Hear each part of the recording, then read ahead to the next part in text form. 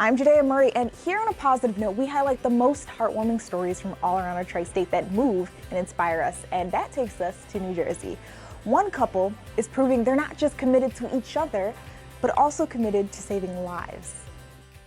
I was turning 60, and I figured for my 60th birthday, why not donate a kidney and at the same time let my hair go natural. So, which was a lot harder than donating a kidney.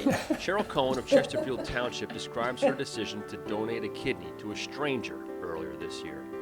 A decision that inspired someone very close to her to do the same thing, her husband, Frank Kinchick. When you think about the entirety of the population of this country alone, there's a massive surplus of kidneys. It's all just a matter of people with two healthy kidneys to decide to share one. He sprung his decision as doctors were describing Cheryl's upcoming operation. And said to me, you know, what do you think about Cheryl donating a kidney? And I looked at him and I looked at Cheryl and I said, how would you like two kidneys? Because when she started thinking about it, I was actually thinking about it as well, but I never told anyone. The Burlington County couple are what is believed to be the only couple in the U.S. to become altruistic kidney donors, giving the gift of a new life to strangers together. Cheryl was inspired when her brother received a heart transplant that added 8 cherished years to his life. She got involved with the New Jersey Organ and Tissue Sharing Network, became a board member, and eventually decided to donate a kidney to an anonymous recipient. She had her operation at RWJ Barnabas Hospital in Livingston in April.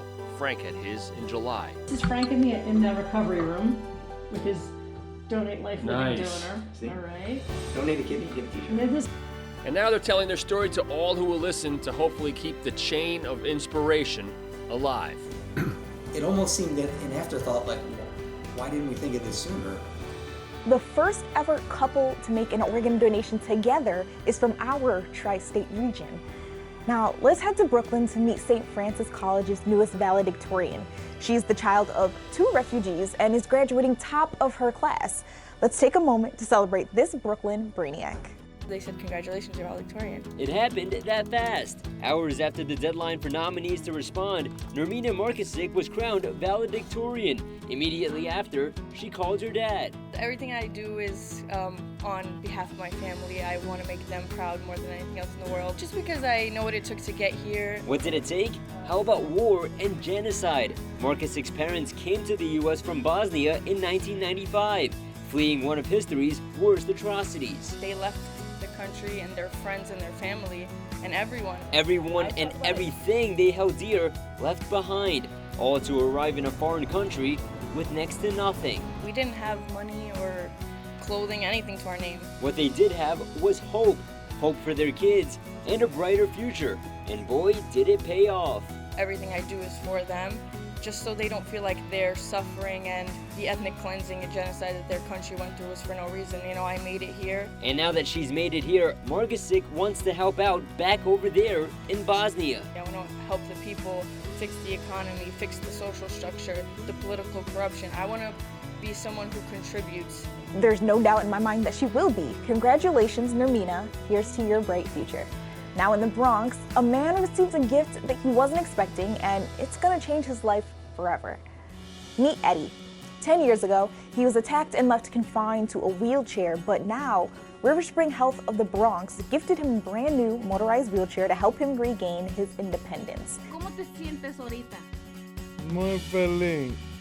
And now that he can get around a little easier, Eddie says his first stop is the gym.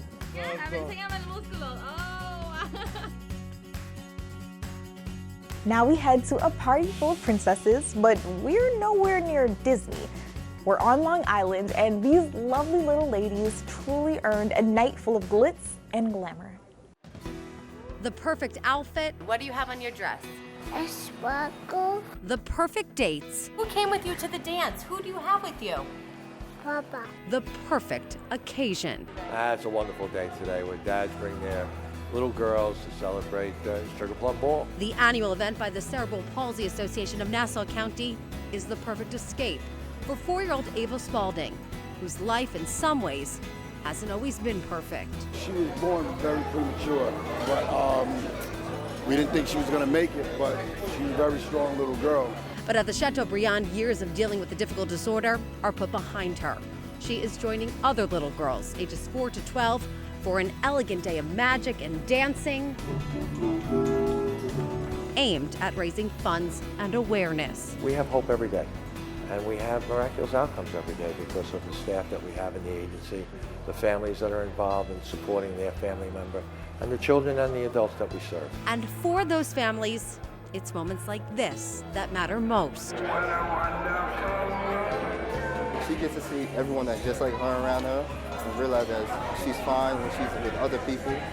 Everything is fine in the world, it's regular, nothing is different. Dads and uncles and the best man in the family gets to bring a little girl to shine, to have a moment in the sun. And even in a room full of fairies, Ava's family would argue there is no one that shines brighter. She's magnificent.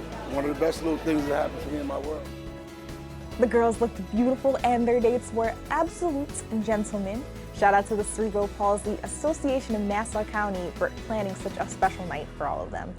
Now, Dance Studio, that has been in business for 26 years, almost saw its demise, but miracles happen every day.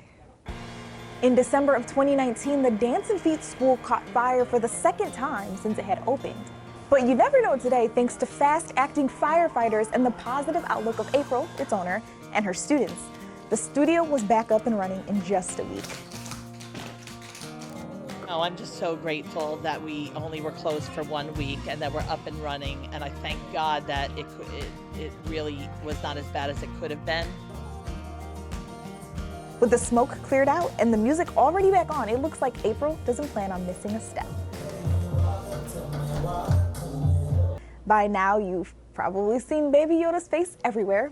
Baby Yoda memes, Baby Yoda cocktails, Baby Yoda baked goods, you name it. Well, a man in our tri-state started a petition to turn this cute little face into an emoji, and it's actually gaining traction. Travis Bramble, the man with the plan, is hoping it'll reach 1 million signatures. What would you use it for?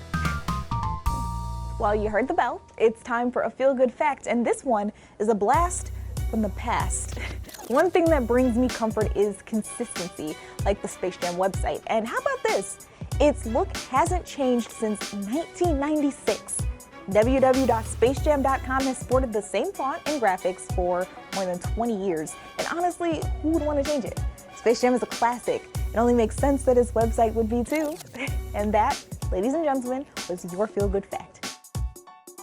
If it ain't broke, don't fix it, am I right? Now, on to an incredible video you have to see to believe. A Connecticut cop risking his life to save some very lucky kids. You can see Bridgeport police officer Carlos Carmel out on patrol. That's when he spots a black SUV drive right past him, but get this, he couldn't see anyone behind the wheel. Without giving it a second thought, Officer Carmel runs into traffic to stop that vehicle with his bare hands.